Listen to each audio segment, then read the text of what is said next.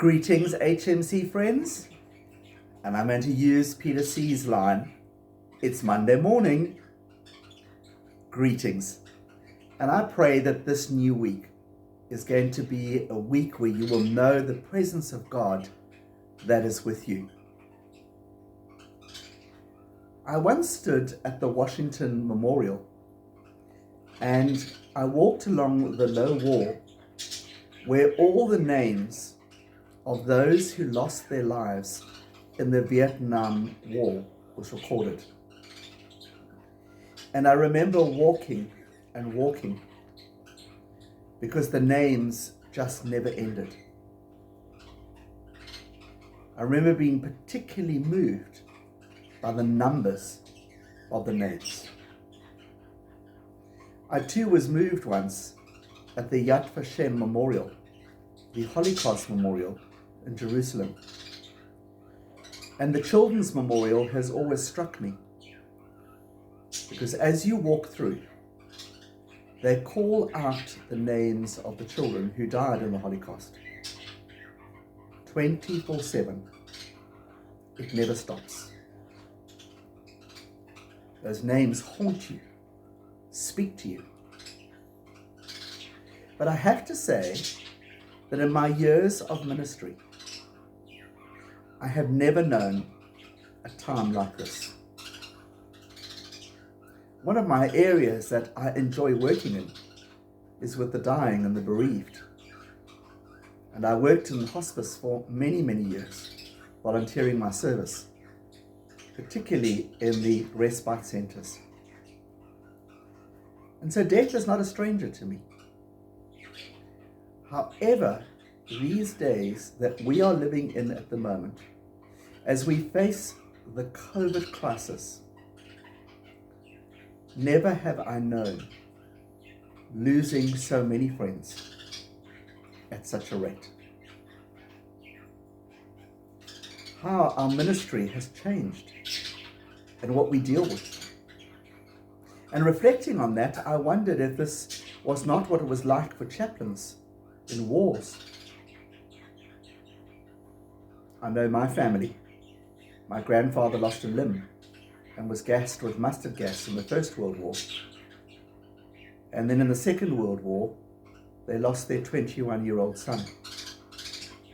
And there would have been many neighbors who would have had the same story. And so we too are moving through this period where we know the same story. And it's not easy. It overwhelms us. We have not known a time like this in our lifetime. And so this morning, I want to ask the question of Scripture. Where is God? What do I do in this time? I turn to my favorite Psalm, 139. And I pick up from verse 7. Where can I go from your spirit? Where can I flee from your presence? If I go up to the heavens, you are there. If I make my bed in the depths, you are there. If I rise on the wings of the dawn, if I settle on the far side of the sea, even there your hand will guide me. Your right hand will hold me fast. If I say, surely the darkness will hide me, and the light become night around me, even the darkness will not be dark to you. The night will shine like the day, for darkness as light to you. And those words of Scripture bring great comfort to me.